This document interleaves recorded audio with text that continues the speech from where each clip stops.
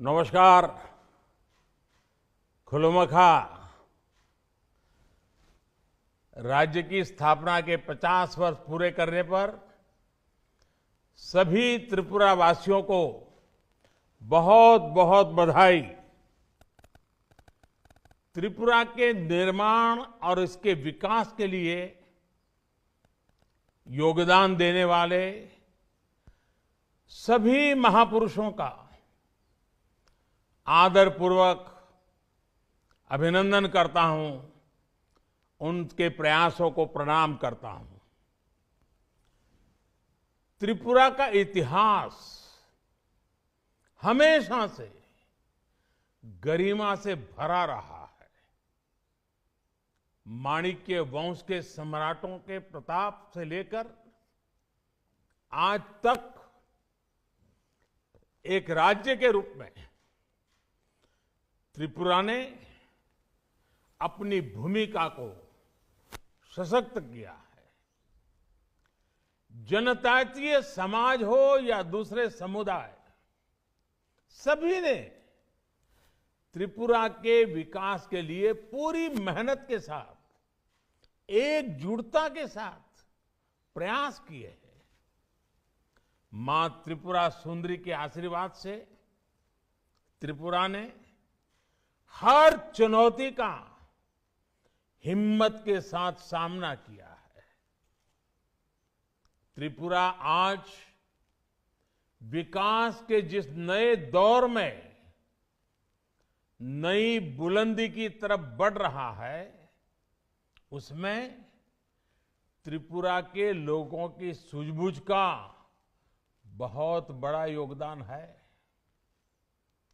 सार्थक बदलाव के 3 साल इसी सूझबूझ का प्रमाण है। आज त्रिपुरा अवसरों की धरती बन रही है। आज त्रिपुरा के सामान्य जन की छोटी छोटी जरूरतें पूरा करने के लिए डबल इंजन की सरकार निरंतर काम कर रही है।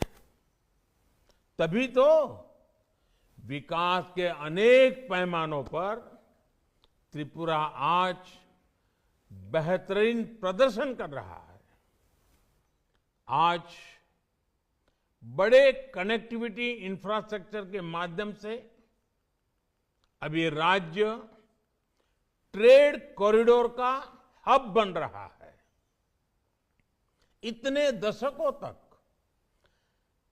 त्रिपुरा के पास शेष भारत से जुड़ने का सिर्फ एकमात्र जरिया रोड ही था।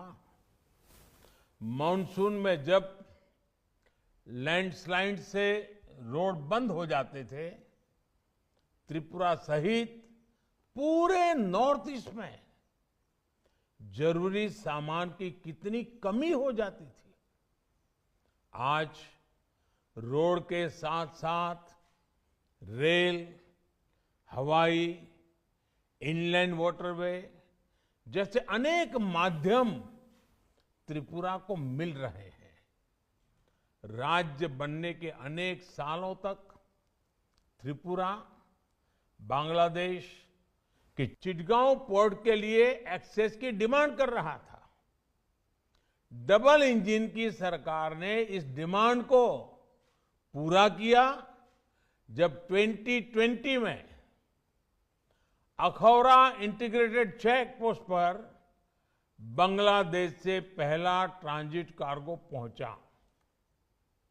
रेल कनेक्टिविटी के मामले में त्रिपुरा देश के अग्रणी राज्यों में शामिल हो रहा है।